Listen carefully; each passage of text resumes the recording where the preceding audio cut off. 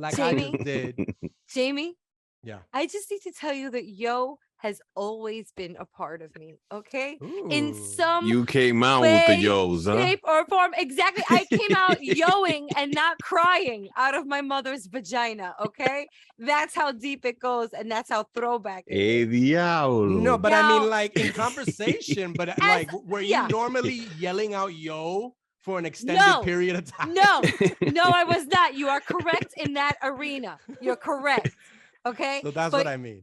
as a girl from Brooklyn, I've been saying yo Right. since yo was before it was in a yo-yo phrase. Oh, like, you know shit. what I'm saying? Before it was before MTV Raps. Yo Yes. MTV Raps. Before Wow. it was then, you know. I don't know if it was that. Maybe around the same time. I'm not trying to like let our listeners think I'm a vieja. and Before stuff, like- Fro-Yo.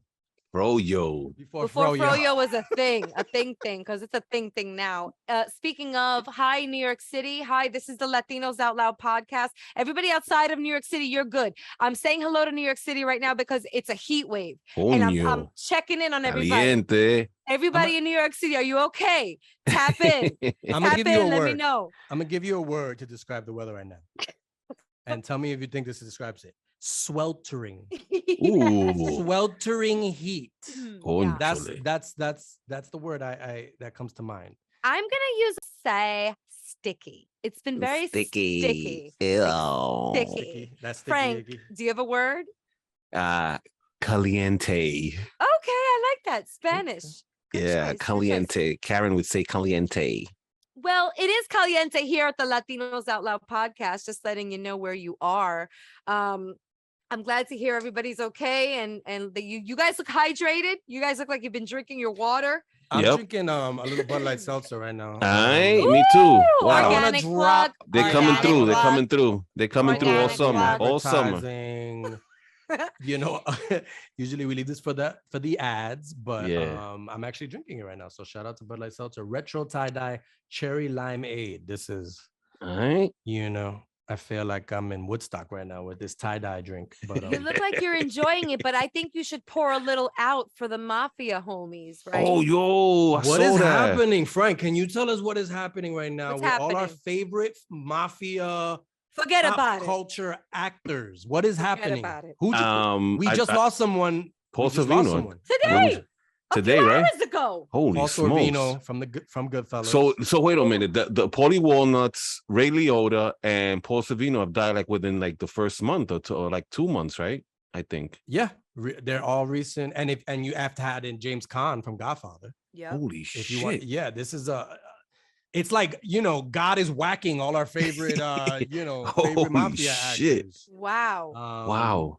There's gonna be a tough bunch of angels. Damn, those right now. motherfuckers. Those guys got to be down And there. then they're The already up there characters with gotta be down. Tony Soprano. Yeah. Oh, yeah. Shout he out passed to, away. James Gandolfini James passed Gandolfini. away. That was a sad one, yo. That was Man. Yeah, sad. that was unexpected because Gandolfini still, I feel like, had a lot of great work ahead of him as well. Still young. He wasn't that old. Yeah, he was actually. Yeah. I don't know if he took the best care of himself. I think Right. he really ate at Satriali's. You know what I mean? He ate cannolis for. Rest in peace. I didn't mean to make fun. You know what I mean? But, you know. I mean, yeah, you could tell Sopranos when he just breathed hard after every line, like Christopher. This is crazy. So Christopher. are the other mafiosos like hiding? Like is Joe Pesci in a bubble right now? Like, hey, Yo, don't I haven't come near seen me. Joe Pesci Don't been come near me. on the low. I haven't seen Joe Pesci in a minute. I don't Where want to he lose at? anymore. I don't want to lose Pesci. I don't want to lose No. De Niro. I don't No, want no, Pacino. no, don't do that. No, Jamie, no. stop. Stop it, please. Don't I don't do want to that, lose man. Tony Danza. Wait, he was Yeah. Danza. Nah, But he nah, sounds nah. like a mafioso. Hey, Angela, Angela, where's the spaghetti over here? Did he ever get with her? Like I always wondered. Did he ever get with her? They Like hooked up for a while on they the hooked show. up. They hooked up on the. And at that actually, you know how when like people when they do the will they won't they, and then when they finally hook up, the show's not as interesting. So Right. they hooked up, and like in the last season, And then it got canceled in the last season. It was even as a kid, I was like, yo, why doesn't this dude like get on this lady that she was fine as hell? I didn't get that. You don't shit where you eat, bro. That's true. Yeah. He was making money there. You're right. Yeah. What about Mona? Mona was this like horn dog grandma MILF. Like, hey, Tony. Like, she would have given it up so easy. I don't know why he wasn't opening up that vacuum bag. You know what I'm saying? She was a MILF before MILF came out, right? He was a grand MILF. Yeah, yo. And she was like, she was not shy.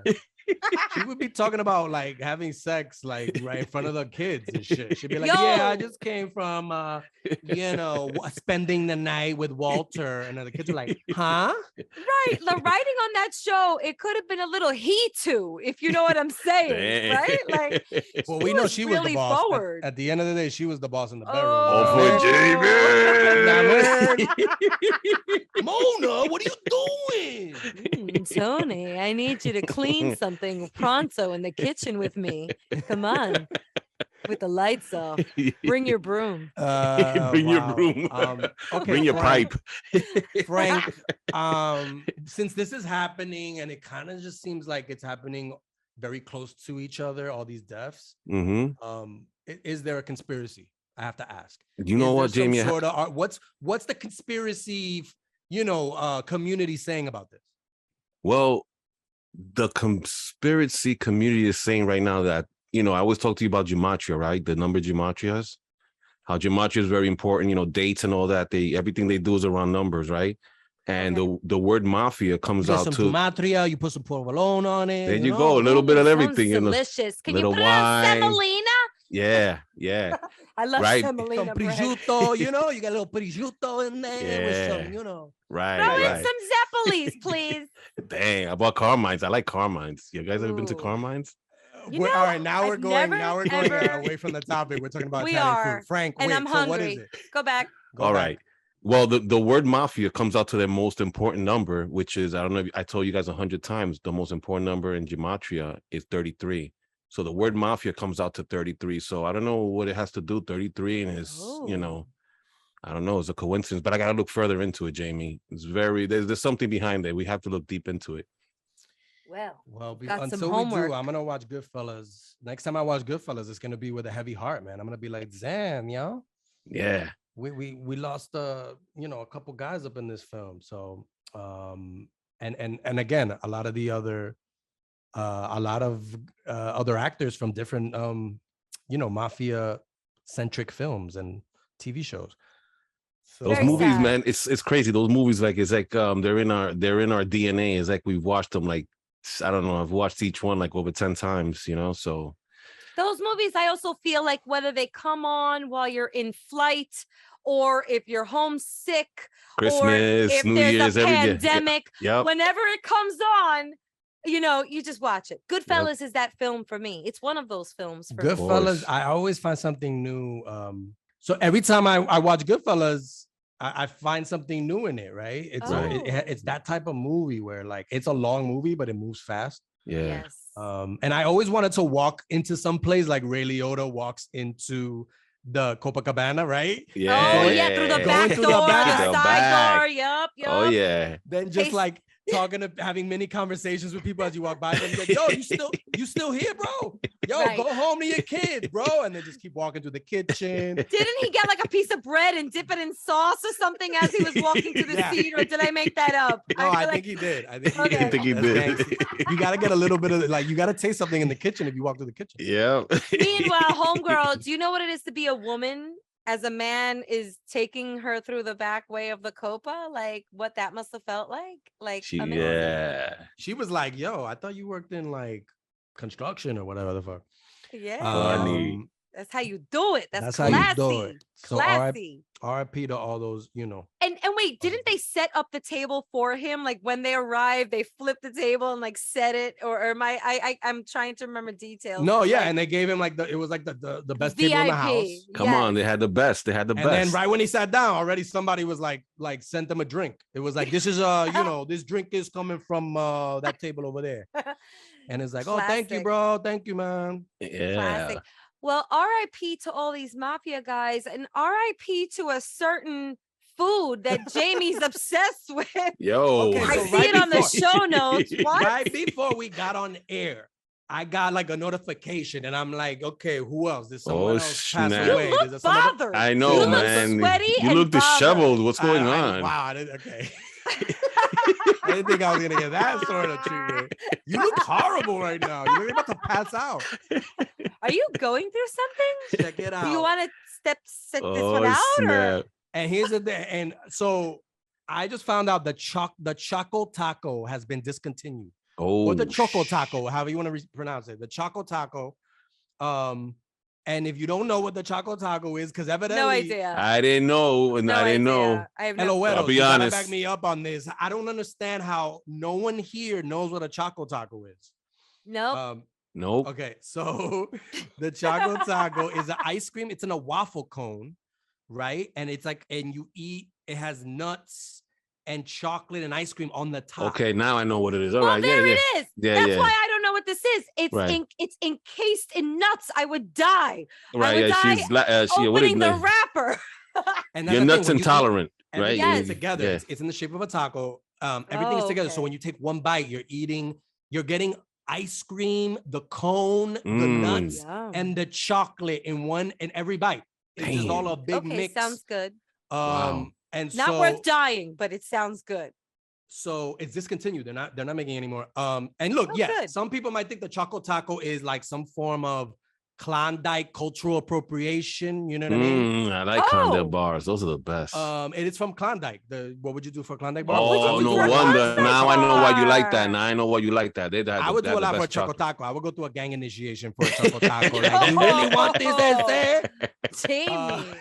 Damn, it's real. It's Now, real. since they stopped selling the WWF ice cream bars, you remember those? Yes. Like, I haven't felt this strongly about an ice cream bar or I don't know what you want to call this. This is taco being discontinued, right? It's such a loss for the ice cream community. Wow. Look, I know Joe Damn, Biden was bro. shouting out breakfast tacos last week. Oh, right. okay. Where was the support for Choco Tacos, First Lady? Hello. If you knew this was very possibly happening, where Choco Tacos were gonna be discontinued, like, yo, say it in a speech, right? Get the word out, because we need to save this thing. I don't understand Damn, bro. Wow. how I I'm feel never for gonna you, have man. this anymore. Sorry, Jamie. I'm sorry for your loss. Yes, Sorry. me too. Condolences. Yo, I'm gonna ask around in the Heights. There has to be somebody like on the low. I got a pack of maybe 5 packs. Because people always they steal stuff before they know it's gonna go out. So there's always somebody with someone. If I find out, I'll let you know. Somebody gotta come out with another type of a prototype for a new Choco Taco, even or Choco Burrito. I don't know. If you want to just experiment with ice cream Mexican foods, do it, please. Ooh. But Choco Chalupa. Choco That sounds Chalupa. good to me. No? Any buyers? Why No? does that sound? That sounds like some shady like agent or something. Yo, I'm Choco Chalupa. Here's my card. I think you should do modeling. Call me. We're gonna make a lot of money together. You're gonna make it big. What's his name? Choco Chalupa. Choco Chalupa. I don't know. He said he was gonna get me in the new. He said he was gonna get me in a Drake video. Bad Bunny. He said I was gonna go on tour with Bad Bunny. I don't A know. guy named Choco Chalupa told you that you were gonna be in a Bad Bunny video. Wake up. Go back to beauty school. I told you I met him at the Manhattan Mall, pero he's for real. Here's the thing. So yeah, rest in peace to the Choco Taco. I'm telling you, this is a sad week. All across the board. It's a sad week. We lost, Sorvino.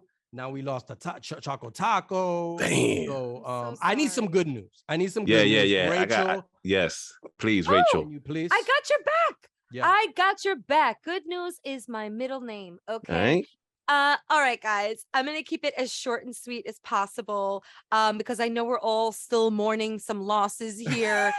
Jamie is like lighting some candles behind him I'm made of screaming for ice cream. All right. That's not gonna work out, by the way. Ice cream candles. But okay. So I recently was invited to participate at the Brooklyn College Comeback Commencement, which was the graduation ceremony for the classes of 2020 and 2021, whom Oof. did not get a ceremony because of the pandemic, which is so Yes. sweet in and of itself to give these kids the opportunity to, and some not kids, some adults, but to give Mm. all the graduates the opportunity to walk down the aisle with their cap and gown and make their families proud. So, guys, I still can't believe it. Pinch me. I was invited to be the keynote speaker at this commencement. ¿Qué? Like the headliner, like Holy the speech deliverer. And Wow. and I was like, I accepted and I prepared my speech because I dialed back to all of those commencements that I myself was sitting there in my cap and gown, whether it was junior high school, or college. And there were certain guest speakers that stood out to me. This is funny. You're going to laugh, but there's a certain politician that we all know of that has been at every single one of my graduations, and his name is Charles Schumer. Chuck Schumer. Oh, Chuck. Chucky, my boy. I just wanted to throw that out there. He's spoken at every, and I love the way he speaks. He's a Brooklyn guy. Oh, yeah. Anyway, He's not shy for attention, that guy. Oh, Right? yeah. Schumer. He's always, if you get a microphone in a crowd, he's always like, I'll talk. Thank you. Get But me in there. do you I think not? it's maybe like Amy Schumer's, like, since it runs in the family, maybe Oh, like shit, yeah. it's just a Are they performative, related? yeah. Damn, he connected it. I I think didn't that's even an know. uncle or a cousin or something like that. Hmm. Way, I never knew that. Yeah. That They're makes related. so much sense. Interesting. Well. I say that to say what I grabbed from our friend Chuck Schumer Yeah. was that realness. I said to myself, I could go up there and sound all collegiate and use big words that I don't know what they mean, thank you, Mhm. thesaurus. Or I could go up there and start off my speech with a Notorious B.I.G. lyric and see what happens, which is exactly what I opted to do. My speech basically pivoted around the pivot about how those of us that were concentrating on one thing that may have gotten interrupted by the pandemic had to adapt and shift accordingly in order to survive. And they, as college students, also had to do that. The standard operating terms of being a college student just went out the window with this pandemic. Hmm. Everything was virtual. These kids had to learn science virtually without looking at things, without putting goggles on, without being in a lab. They had to learn things. It was really just inspiring for me to talk to these kids because I'm really proud of their accomplishments, and I kept it very real. My speech is available, actually. It's on my Instagram page. When I watched it the second and third time, and even the fourth and the fifth, and when I slow-moed it and I just went word by word. right, when I hyperlapsed the speech and watched it at an IMAX theater. Rachel's just like analyzing it like the JFK assassination. She's like, okay, right here, when I turn left, you see my good side? Well, at timestamp, no, I don't know the timestamp, but up on a couple things because I love to make fun of myself here on this podcast. Okay, I was so nervous, friends. I was so nervous. I felt confident about my speech. I read it one last time in the bathroom with my handler. Believe it or not, VIP. I had a handler. Thank you, Brooklyn College, for sending Holy me someone snap. to just, do everything for me, get me water, help put I had a cap and gown. I had a commemorative cap and gown on, which was so beautiful. And it was a moment when she was putting it on me. It just felt good to be back at Brooklyn College on campus and at such a prestigious ceremony. And then right before, I should say this. I have show and tell. Oh, shit. Wait up. Right. Hold on. I know this is a podcast and you guys can't see this, but right before we all took the stage, all of us in our caps and gowns, the president of the school, President Michelle Anderson, was like, do you have a moment? I want to give you something. And she pulled me over, and I'm going to get emotional. She bestowed me with this beautiful, beautiful plaque. Wow. Rachel Okay, Strauss this is like a really big Munoz. plaque. If you're Whoa, that took up like the whole, like that. I can't see you no more, Rachel. This took up the whole. Wow, it's damn, beautiful. that's something you put like in your own personal library or some shit. If I may read it on air, it's a certificate of appreciation in recognition of my participation in the 2022 Brooklyn College Comeback Commencement, honoring the graduating classes of 2020 and 2021 as the keynote speaker and my dedication and service to my alma mater. I'm very proud of this. It's going to go on my wall. I also, in my speech, shouted out Genesis Paredes. Y'all know her as Jenny Jen, because Jenny Jen, our former intern, former employee, red carpet correspondent for the New York Latino Film Festival. She was in the audience. She was snap. in the building because she's part of the class of 2020. Oh, yes. Holy smokes. So I shouted her out. And Holy of course, smokes. her and I are so similar because I would have done the same thing. Don't tell me she screamed out. Don't tell me. What? Oh, my God. In the middle of my speech, she goes, I love you, loca. Wow. In front of everybody. With the echo effect. Holy shit. And on the microphone, I was like, I love you too, girl. Okay. And I just wanted to shout her out because of she is an incredible inspiration, and you've got to know her case to really understand her strength and power. We got to get Jenny Jen back on the show to really talk about it, but she is killing it right now. She's cultivating her own path, and I love how she's doing it. Also, she is a graduate of the TV and radio department at Brooklyn College and is now working for a major film and television production company here in New York City. So shout out to Jenny Jen. Wow. So yeah, we're connected to the school here at the Latinos Out Loud podcast. I'm really, really excited. And I reconnected with some wonderful professors. I'm really proud to have been a product of the Puerto Rican and Latino Studies Department and the business department, and to have also been an adjunct lecturer at the school for several years, teaching multicultural marketing. I love connecting with students. There's just something very unique to being a teacher. Right. And anybody out there who's taught anything, whether it was a master class or an Instagram class or a college class, in my case, there is just something to be said about elevating another person and arming them with information that they're going to use in the future. And in my case, back then, as an adjunct lecturer of multicultural marketing, my goal was to equip these kids with knowledge of these segments, of the Latino, Latina, X, Y, Z, the LGBTQIA, the Asian American, and the African American segments. Those are key segments to understand as a marketer. No matter what kind of marketer you're going to be, even if you're not going to market a product to these segments, it is important the spending power and consumer behavior of these segments, because they are over indexers. We are overspenders, especially in specific categories like entertainment, which is part of the reason why we're here. We're here because we're here to help fill that gap, or I should say bridge the gap. You know what I'm saying? We outside. All right. Brooklyn College, I love you. I love you so much. And I never knew I would love you this much. I swear, I was going to go to Stony Brook, yo. No, shit, man. Nah, fuck. Nah, you don't say anything. I was supposed to go to Stony Brook. I never know if I ever talked about the story here, but like all my girls were going there and it was set. Got accepted to Bingo, got accepted to Buffalo, all these schools, but my heart was set on Stony Brook. But then my father, of course, was like, "You're staying in Brooklyn." Well, thank you to my sister. Shout out to my older sister.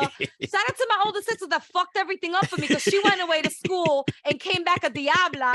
And my dad was like, we're not doing this to the baby. So he's like, we'll buy you a car if you stay home for school.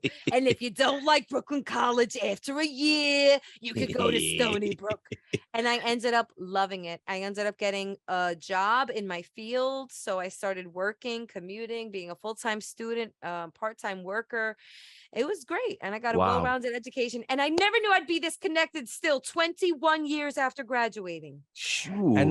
And so 21. just any tips for anybody who is asked to do a commencement speech? Because it seems to me like I'd be overwhelmed with like, how long should it be?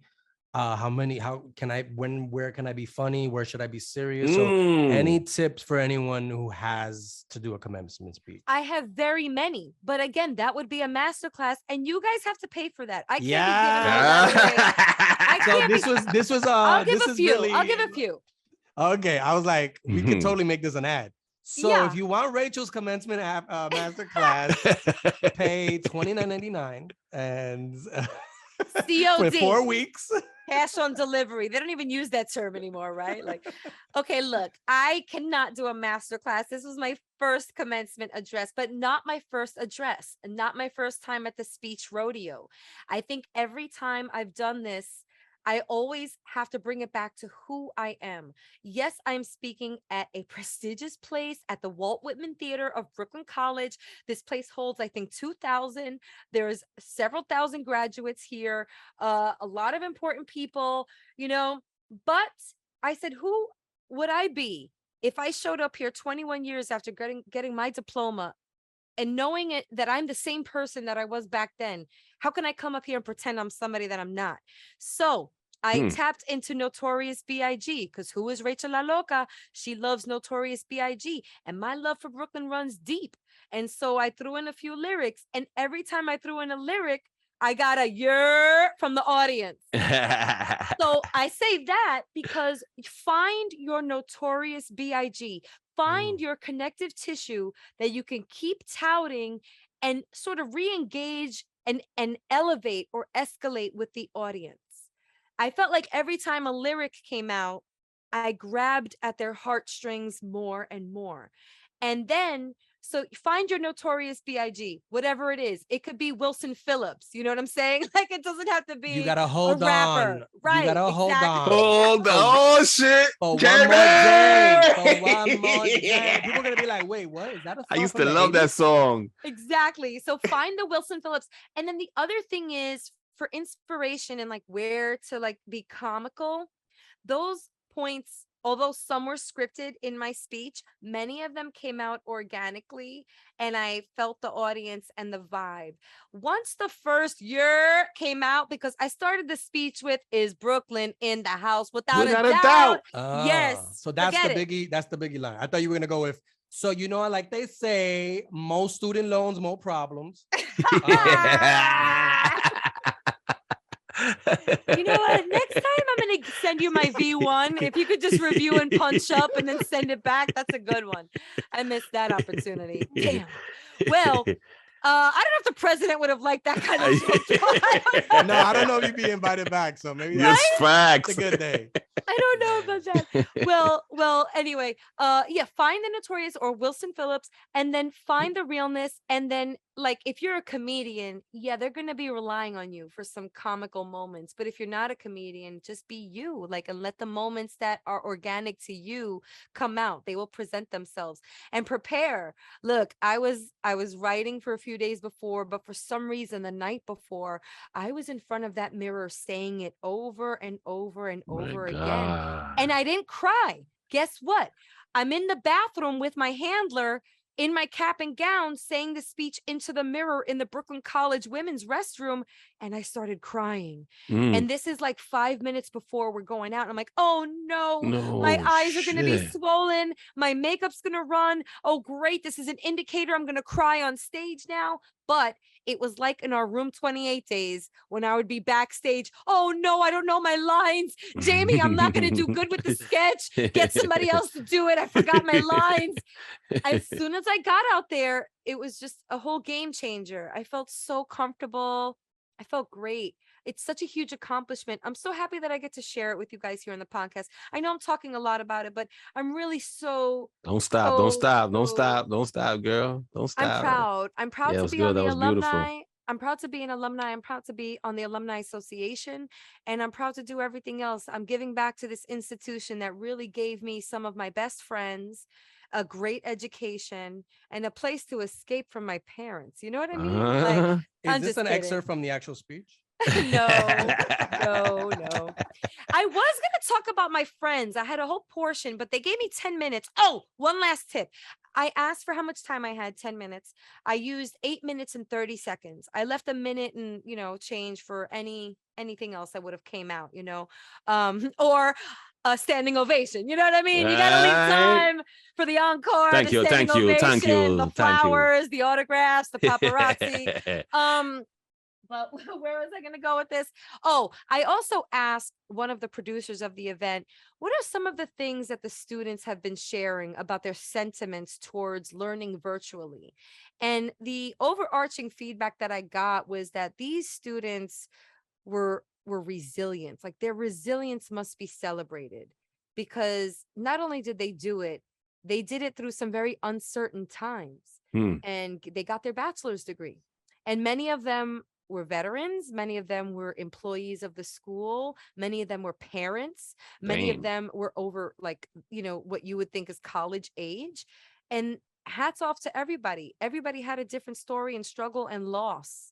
Everybody lost during those times. Yep. But they still gained their degrees, which is so, so special. Nice. They're player hated degrees. Yeah, no, no PhDs. Well, were there PhDs? No, they were masters and bachelors.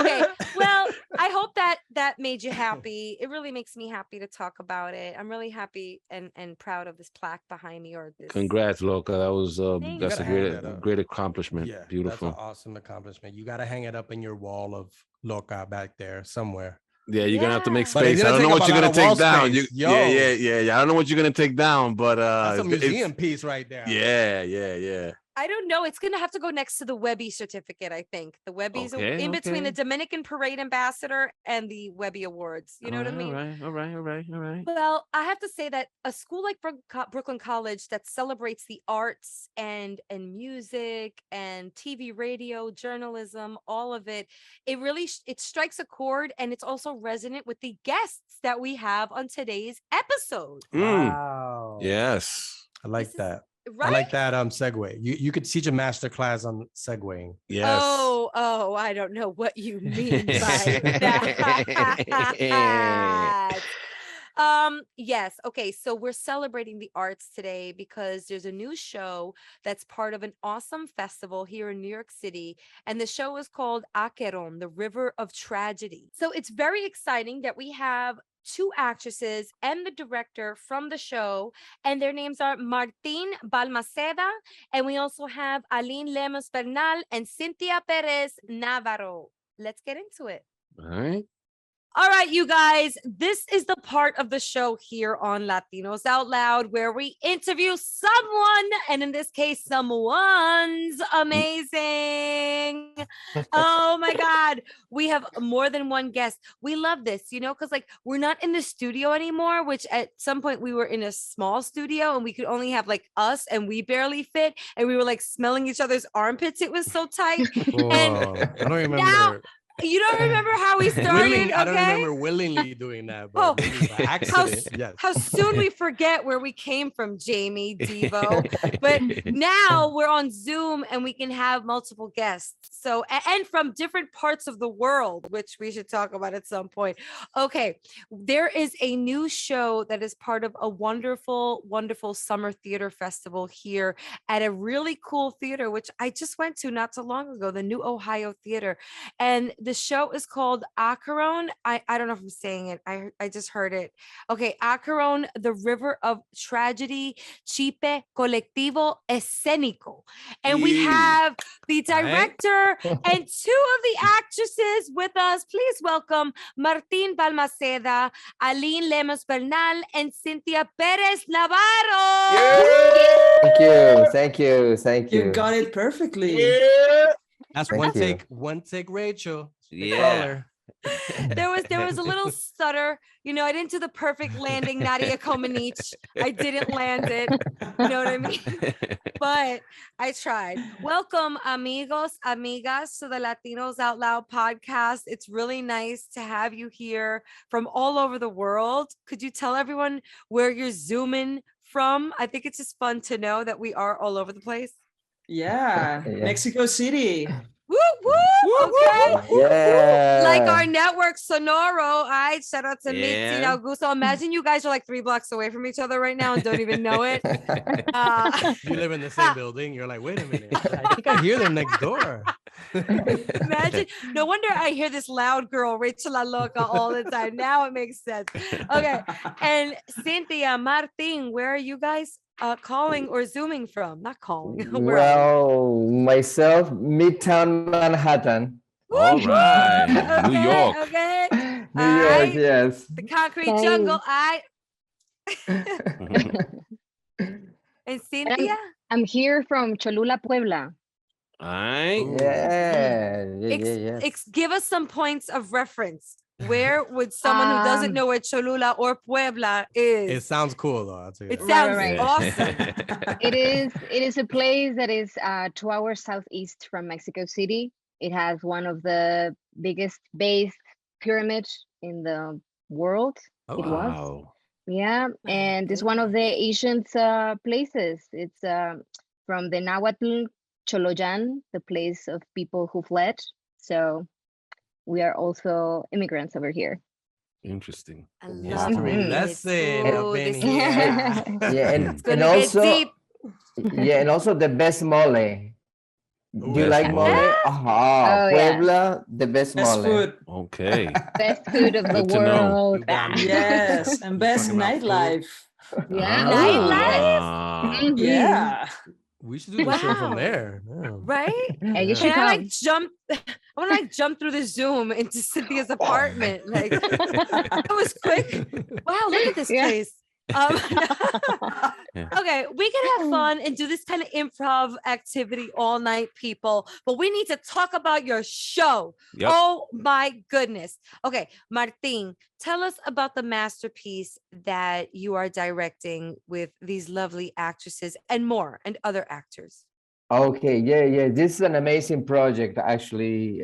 This, I traveled to Mexico because I was working in La Universidad de las Américas Puebla in another production, and I got to meet Aline and Cinthia, and my boss, who was at that time, introduced me to this playwright, and his name is Javier Villanova. And he told me, "Do you want to direct this play?" And I say, "Sure. Oh, let me read it." Okay. And it was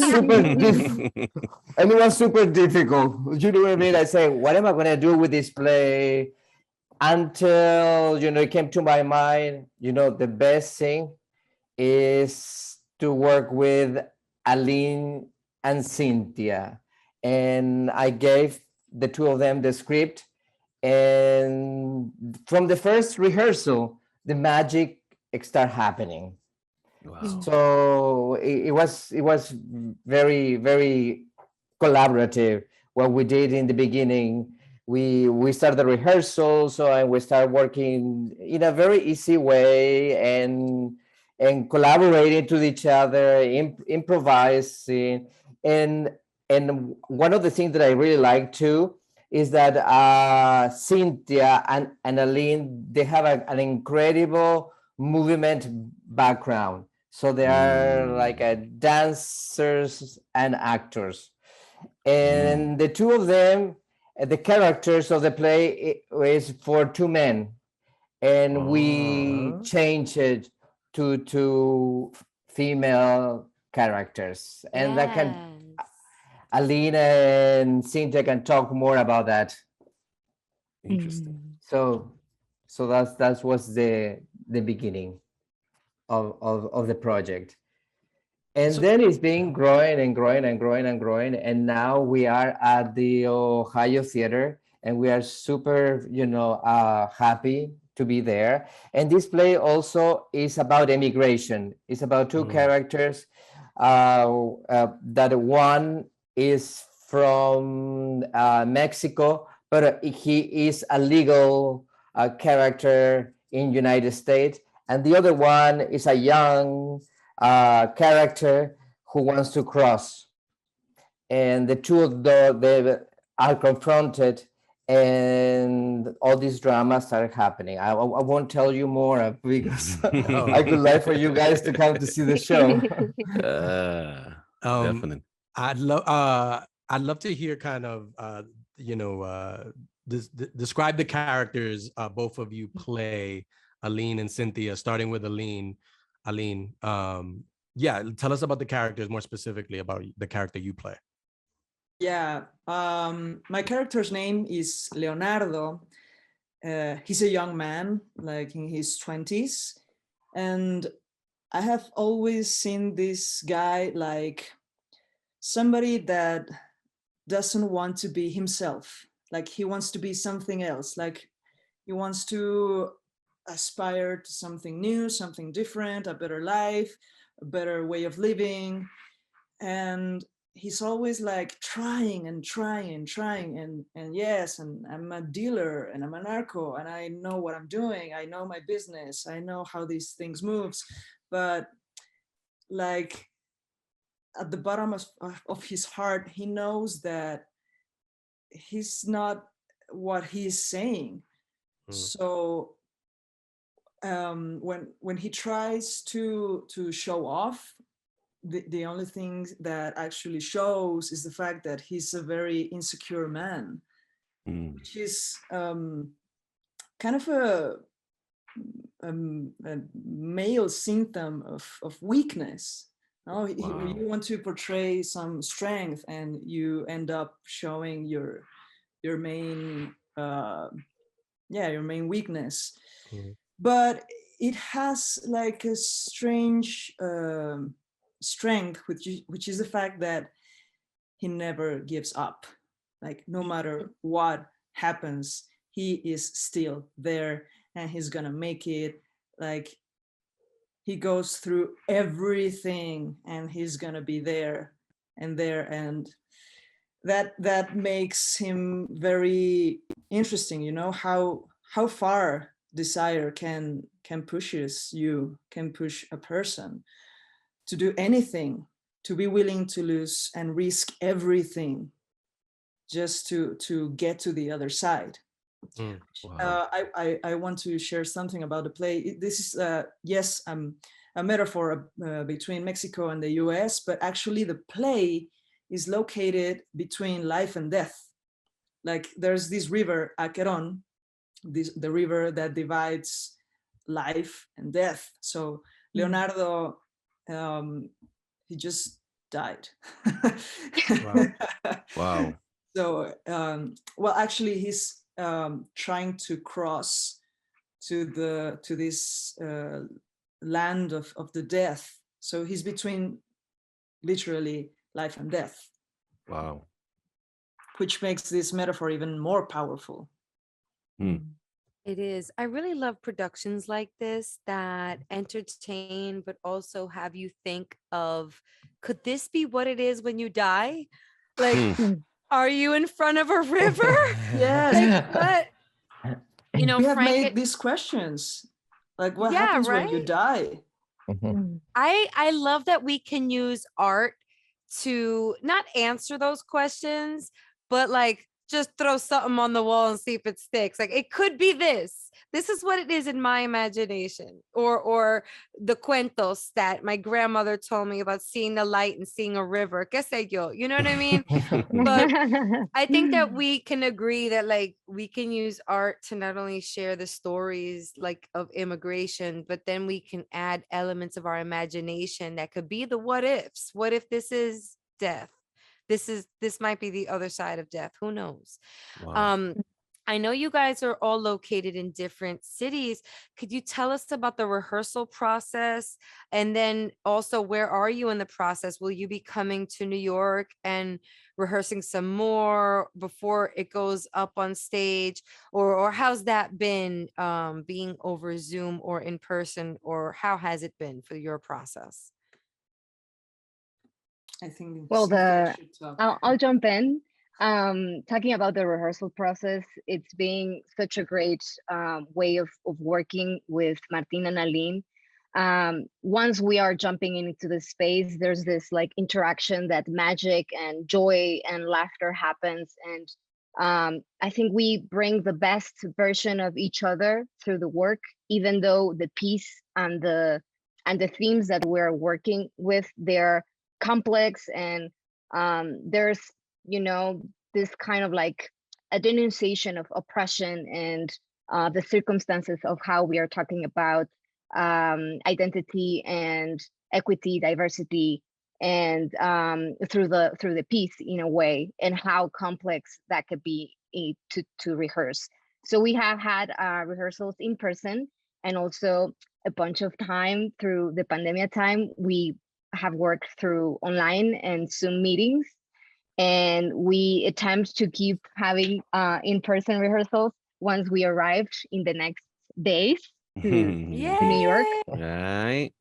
Because basically the piece requires a very strong physicality. For example, my character, it's his name is Nicanor, and he's an immigrant, naturalized and turned a U.S. border agent, basically like a DEA person.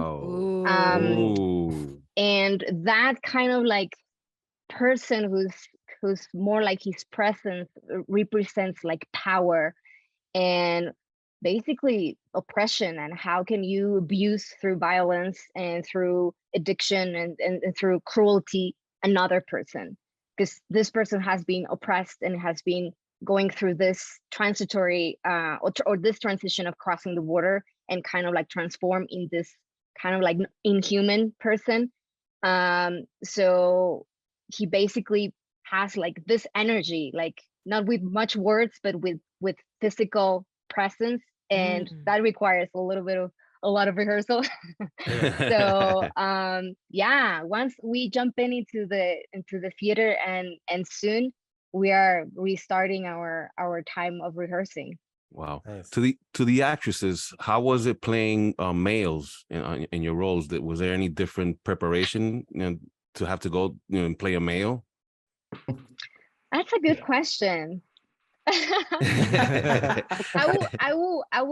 feel like I'm always questioning what is it with this like binary roles, and what does a man or a male figure, a male energy represents, and how do I interact with that.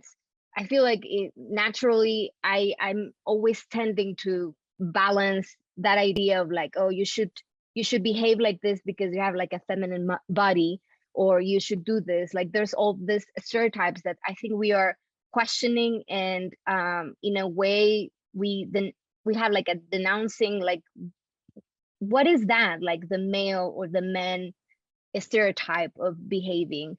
But yeah, there's also like a reflection of, in this world that we are living, how there's this tendency of this type of masculinity. Yeah. Yes. That has like a certain energy or certain behavior, and we're trying to kind of like question that, but also show some of the stereotype or some of the things that happens in a male figure. But we are also in the in-between. What happens in the in-between? Are we really playing the male roles? We are women, but what does that mean to be a woman as well? Like we can't wear this clothes. We can't have this aggressive, powerful energy, sharp, can be into your face. Is that too much because we are ladies? Yeah. Actually, during the rehearsal, we never set up sort of like you're gonna be a male character or you're gonna be a female character. But what happened is like the boundaries of masculinity and femininity, they start merged together. So in one point of the play, you can see these characters that they're very aggressive, but you can see both genders, female and male, and in between. Nice. So something very interesting emerged from this approach. Wow. So good Yeah. writing, but better acting, right? So, Yeah. so you gotta bring it out. You gotta bring it out on stage. Yes, Yeah. everything. Yeah. I think Oh, I'm sorry. You were gonna say something? Aline? yeah, that this play actually plays a lot with borders and limits and what it is and what it isn't, and you know, it's always kind of in a very gray area where a lot of things can actually happen. Like since it's not quite defined, there's a lot of possibilities. And the audience can interpret Yes. in in a way that they see it, right? Which is the, you know, great theater does that, right? You know what I mean? Great theater. Sorry, I got all thespian there. Martin, I have a question. Is it easier or harder to kind of direct? Because it's really Aline and Cinthia together, right? This is the show, right? Is it harder to direct two people for a whole show, two characters for a whole show, or is it harder? You know, is it easier for you to direct a giant cast with different scenes, and you know, what's your approach to that? Actually, you know, I really prefer a large cast because I really like to, you know, to the visual parts of a play. And I love to combine, you know, music, dance, multimedia, and many things. And with this production, it was completely the opposite. It was about the relationship between Leonardo and Nicanor, mean Aline and Cinthia, and what will happen. And it's been amazing because it's not something that I am drawn to, working for hours with an actor for the, you know, the acting part and the word and things. But with Aline and Cinthia, they has made me discover all that. And actually, they have grown the characters so much. Every time that I see the play, I say, wow, how these characters are being evolving so much, and in different zones, like emotionally, physically, how they interact together, how they can be very bitchy together, and then very loving together. So all that. Wow. So that is so all those things amazing. together. All those things together. I guess my last question here is, and we kind of broached the subject a little bit, but from the director's point of view, and then from the actors, actresses, however you like to be labeled, I like to say actor, you know, because that's sort of encompasses all of us, right? From the actor's point of views, what are some takeaways or lessons that you'd like the audience of the show to leave with after seeing it? Love the question.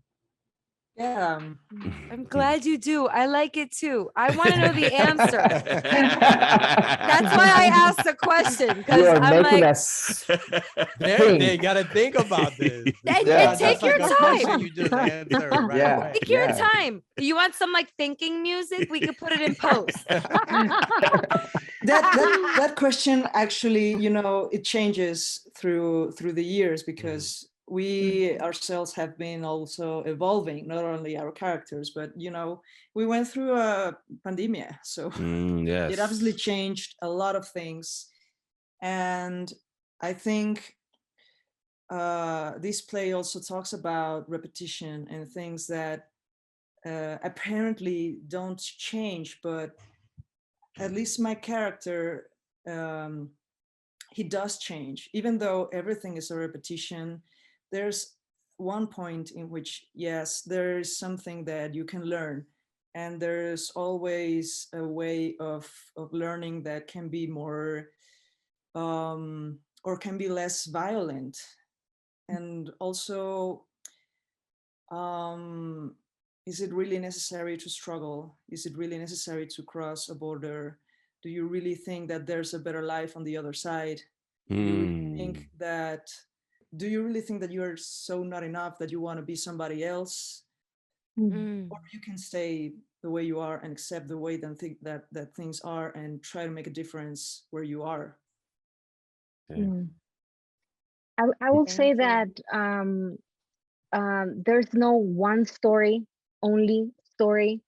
So there's like overlapping of stories always. And there's this tendency of kind of like stereotyping or classifying people and almost demonizing the people who's migrating somewhere, or the people who look like someone. And we want also, or at least in my character, that is one of the most kind of aggressive and violent, or more like an oppressor. How can we reflect on how we carry this Latino macho still in our behavior, and in how we keep this kind of like energy towards our relationships? So can we attempt to have more open, more fluid, more empathy with the relationships that we have between people? Can we have less walls and less borders between how we interact with people? So I think the whole process of going through this piece, I think for me, it's been like a questioning of those things, that those constructs that we carry, but also those stories that is not just one perspective. It's like an overlap of many other stories, and how we represent those stories and bring them to the audience. And maybe we can talk about these other topics that might be difficult sometimes to have a dialogue, but bring the justice to just put it there into the world, and people can see them. Yeah, actually, for me, the playwright Javier Villanova in the play also talks a lot about identity. And I think for me, that was something that really struck me, because I'm an immigrant. I immigrated from Santiago, Chile, to New York. Chileno. Yeah. Okay. And then I immigrated again to Mexico. And so this idea about identity and how you change with time and your identity change completely is something that is very alive in the play, because myself, I don't consider myself anymore Chilean, or neither from USA nor Mexico. So I always say now that I am a Chi-New Mex. Chi-New Mex. Love that. Love the fusion. Love the fusion. Yes, all about that. So what is something that I would like the audience who go there and sit down and watch this play? I think for me, something to do about identity, and how identity is fluid. A changes and make you see the world completely different. And that's for me. All right. Well, we've got to drop some information on how people could see the show, because what I love about this festival, the Ice Factory Festival, is that it's hybrid, both online and in person, right? So if people want to see the show, they could very well see it, I believe, on the Thursday online and then in person. And the run of the show is July 27th through the 30th. The New Ohio Theater is so amazing. It's just really this culture. I was recently there to see Candlelight with our friend Mark Rain, who starred in the show. And it's just a really nice space. is there anything else you guys want to say about like how to get tickets or any other information you'd like to share about the show? Well, they can follow us in our social media. That is a Shipe Colectivo Escénico on Facebook and Instagram, and also at the New Ohio Theater, Ice Factory. And there are all the dates. And it's not only our show, they have other shows that are coming, after our presentation and before our presentation. Nah, and, we don't care about those shows. We just care about your show. No, I'm joking. I'm joking. Nice. I love all theater. Okay. This year it has an amazing, different shows. So I invite everybody, to go and check it out, all the shows, and the space is beautiful. The theater is great. It's located in the West Village, in a great location. Yeah. So it's a great, theater to go and see theater that is contemporary with a lot of energy and from different cultures. And Aline and Cinthia are going to be flying down to NYC. Yes. That's going to be fun. And tickets are affordable too. They're only $20. That's really affordable for a great show. Also, and we have good deals for our Latinx community in our the Wednesday 27th. We have Latinx Community Night. So tickets are at $15. You just need to use your code support15 and people can just show up. Nice. Amazing. What was the code again? Support15? Support15. Amazing. Amazing. Nice. Thanks for dropping that. LOLeros. I mean, we just got a discount code. We love a good discount code. Who doesn't? If you're in New York, come down, watch this show. It's like it from all your descriptions, it just seems like a very challenging kind of, in a good way, show, right? It's really, totally, indeed. And it has a lot of humor too. It's like a good combination of like having fun and see the other side. You see the both sides. Awesome. Awesome. Well, thank you all so much. Aline, Cinthia, Martin, thanks for zooming into the Latinos Out Loud podcast, and good luck. Break legs. Yeah. Thank you so much for the invitation. And for It's been so exciting to be here with you guys. Thank you. Suerte. Have a wonderful time. Wow. So that seems like a really interesting play. Oof. Again, if you're in New York, you gotta check it out. I'm out. Yeah. Hell yeah, I'm checking that out. How do you pronounce Acheron? Yes. Rachel? Yes, it is called Acheron, the River of Tragedy. Acheron, the River of Tragedy. At first, when I heard the River of Tragedy, I was like, oh, this plays about the Hudson River? But no, it's not about that. So, but check it out because, like Rachel was saying in the intro, like the arts is important. The arts is where it's at. Yeah. Yes, it's playing this week. And isn't it nice, Jamie, that theaters are open? Guess what? It's part of a festival that's pretty cool too. So check out the Ice Factory Festival. It's New York's #1 summer theater festival. And they're going to be performing at the New Ohio Theater July 27th through the 30th. Wow. So make sure to check it out. We're in there, right? We're going to go check out the show. Oh yeah. And shout out. And I think it's cool that they're flying in from Mexico City to perform. So this is a big deal. It's a big deal for them. And so the crowd, hopefully there's big crowds for it. Let's support. All right. Well, what do you guys think of doing some que lo que? Yes, let's do that. Let's go.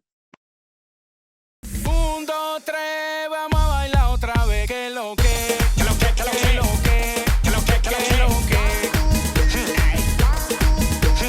1, 2, 3, menéate otra vez. Que lo que, que lo que, que lo que, que lo que, que lo que, que lo que. Okay, you guys, it is time for que lo que what, Alright. que lo que. Who's going first? Anybody? This is anybody's que lo que game, okay? Any takers? Uno, dos, tres. Uno, I can dos, go tres. first. All right. Jake Burns. Shout out to, I'm gonna be a guest on a podcast called Shut Up, I Love It. Shut up, I love it. Shut All Up, right. I Love It, hosted by comedy writers Sasha Filer and Joe Cabello. All right. Love The show's that. about pretty much kind of pop culture things you love, and you talk about why you love them. So people usually pick movies and TV shows. So I picked an old 80s John Cusack movie called Better Off Dead. Better Off Dead. And, Okay. I kind of break that movie down, and it was the first time they saw it, so we would just talk about it, and I talk about why I love it. Oh shit. And That's I tell people, awesome. I thought we want to shut up, and I just talk about. All right. my Where love can we for the where can we listen to this? Listen to this It's on episode. iTunes, and anywhere pretty much like ours. You could wherever you could find Yay. podcasts available, but it's definitely on iTunes. So All right. on Apple, All right. whatever. So Shut Up, I Love dope. It. It's out. Yeah, by the time you listen to this, it's already out. So All right. it's a funny episode, you I'm know. gonna check it out, man. And also shout out to Sasha, the co-host, one of the co-hosts, because she had a baby literally like days after we recorded. Wow. Oh Nice. my Congrats. God. Congrats, You Sasha. go, girl. Go, mama. All right. She was podcasting right up until like the last possible time that she could. Shit. I was the Wow. last guest before she, she it popped out. That's what people? Is that how you Yeah, call that it? sounds- Popped that out? sounds- Sometimes that they, I sounds- hear they could pop out. I They hear pop out? they sometimes pop out. Yeah. They didn't pop out in my case. No. Okay. Oh shit. And Instagram Jay Ferns and Twitter J_Ferns. That's Alright. all for me. Who's next? Oh, I don't care. Frank, you, me, the bee. Me again? Okay, uh, so of course we gotta give a massive big ups to the peeps at Yetto.com, the news and lifestyle platform for Latino men. They always Woo. and they always have the lowdown on the latest stories impacting Latinos, and we love them for it. Yep. Mhm. So if you don't know, now you know. Go to Yetto.com to find out what they're all about. Real quick, shout out to David Ortiz, Big Papi, making it into Big Cooperstown. Papi. Yeah, he just got in, so shout out to him. Shout out to the Dominicano, ya tu sabes, Big Papi in the house. I'm not a Boston fan, by the way, so but Yeah, you got some shout out. Yankee fans. You don't want them to turn off. Yeah. the podcast, I'm just so- keeping it. I'm keeping it a buck. Just- Shout out to him, Dominican. I gotta give him love anyhow. But shout out to him, man. One of us got in there, That is so amazing. Yo, that Yeah. I mean, we're on TV now. We're in the Hall of Fame. Well, What's we next? taking over the baseball. The baseball, we're Yo, gonna I take mean, it. He's been an Great. all-star. He's been a world champion. He got shot in the ass. Yeah, he's done it all. Yeah, he Oh love my over God. girls, Pretty man, much over women. You done know how it is. all. Yeah. Yeah, but yeah, shout out to him. It's huge. He's doing he's got a lot of accomplishments under his belt, literally, including some bullets. I Oh guess. wow, that was quick. There, That was Rachel. quick, Rachel. That was quick. Yeah. Thanks. All right. And I'm multitasking at the same time.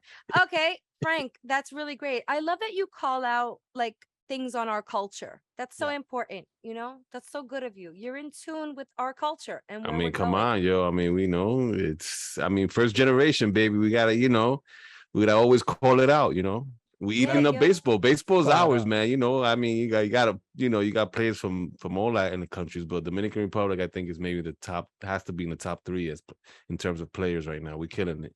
Yeah, yo. Nice. Is that all, Frank? You want them Yeah, to that's follow? it. That's tell it. them Yeah. Tell them where to David- find you. You want them to follow you? Nibs 0125. And if I can ever get my Twitter, Frank Boogie, somebody out there from Twitter world, please help me out. I'm trying to get the Frank Boogie on Twitter. That's my Twitter handle I've from the tried very that. beginning. I've I tried gotta that know- to try to get a handle. You're not gonna get it. Oh Can't get a man. handle on your handle, huh? No, No. no, it's my name, Frank. I don't know if it's is that what it's called, a handle? No, that's my name on Twitter. It's Frank Boogie. Mhm. So I'm trying to get it. I don't have the password. I can't get into it. Oh, you know? don't have the password. That's completely. I don't have the password. So people still, post you stuff. can find the password. Go to Twitter and be like, I forgot my password. And then, follow the next steps. There's something that says forgot password underneath like the box. Maybe you could click that and all right, I'm gonna look into that. I'm gonna look into that. I'll try to help you if you want. Maybe I can help you remember the password. We'll burn one and it'll come back. It's been over 10 years, Rachel. It's been a while. Let's see what happens. You haven't checked your Twitter in 10 years? Yeah, wow. I haven't. I bet you there's a bunch of like cancelable tweets from 10 years ago. But my picture's there with Frank Boogie still, you know? You know what's crazy? I be tweeting you. I don't know why, but I tweet you. And a few other people do. I didn't even know that you've been dormant, or not really. You're active online, but like not really there. Yo, it's crazy. The inbox is stuffed. Frank is unbelievable. Frank is like half man, half amazing. Seriously, like Nas. Okay, so I got some shout outs. Okay, first of all, you guys, I think I might have mentioned this, but I'm really excited about this upcoming event, Smoke Signals, that's happening this Saturday, July 30th. Oh, it's uptown. Uptown, baby. You would think I'm from the Heights. I be up there. Yo, they gotta get you an apartment there. I mean, somebody gotta get you an apartment. I mean, you're there all the time now. This makes no sense. What? I do need like a crash pad in the Heights. You that do, would be man. Great. Yeah. Frank, you know a guy. Can you find somebody that doesn't? I got a few places. We'll talk about it, that pose as like trap houses, in the daytime, but in the nighttime they're open, you can sleep, they're safe, Yeah, no problem. If you could just find me a corner of your scaffold, I'll bring a sleeping bag. I tell everybody the story of you using your scaffold. I'm looking to put a little outdoor living room. I've seen Frank just like plop down on the floor of a hotel room. Oh yeah, and just go night. Yo, I do it wherever I gotta do it. I gotta do it wherever I gotta do it, Well, I want you to do it this Saturday at Chelas, Uptown, 3820 Broadway at 159th Street. Yo, it's Smoke Signals brought to you by Uptown's Mayor Led Black. Okay. Mr. Uptown Collective, Mr. Moth Stories is now bringing the storytellers to the Heights. So me and a few other people, shout out to Dot Shot It, Frankie Reese, Evelyn Indica, Zuri Pops from from Happy Monkey. Harry He's gonna be Harry Monkey. That's like a character on like the new version of Three's Company. I don't know. So bad. Wow. Yo, so like Zuri Pops from Happy Monkey is going to be sharing his story and myself as well. And it's brought to you by the Uptown Cannabis Coalition and our friend Butterfly Treats. Okay. Vanessa. All right. And yo, this is going to be exciting. Smoke Signals, if I can tell you a little bit about it, is all about celebrating community, cultura, and cannabis. Guests will also be treated to a first look at what will soon be one of the dopest spots uptown, Chelas. This is the brainchild of Oscar and Joel Napa of Locksmith Bar. You all know Locksmith? Oh, Locksmith. Yeah. Not too far from you, Jamie. Yeah. I get a lot of Uber Eats from there. Oh, snap. This new spot is the brainchild of the owners. So Chelas is a feast for the senses and promises some seriously outstanding Peruvian food. So come check it out. Come to my Instagram. The ticket link is in the bio at Rachel La Loca. And the other thing I would like to say is I would like to use this podcast to just send out a note of condolences and a little bit of sadness about a super duper comedy fan and that became a friend who supported Hilarious, who supports the Bragging Rights shows, who supported Room 28. She came to so many of our shows, and she transitioned last night, and it's like a sad story. Yeah. Shout out to Deb Napier, who Deb was a friend. She started out as a fan and she became a friend because her love was effervescent and it was clear. And she had a great sense of humor as well. Mm-hmm. She was really funny as well. Yeah, she was an actor. She was doing her thing too. And then she got sick and she fell ill. And this whole thing just really transpired quickly. So I just want to honor her name and her soul, praying for her soul right now as it transitions. and the comedy community, because I know a lot of us were affected by this, you know. Shout out to the Bragging Rights crew who knew her very well also. So, you know, let's keep Deb's memory alive. I will just say that with every performance, I'll be thinking of her now and forever. She touched me. So I wanted to just say that. I'm not going to cry. I did my crying. I just don't want to cry. I'm a little mad. It's fresh. It happened last night.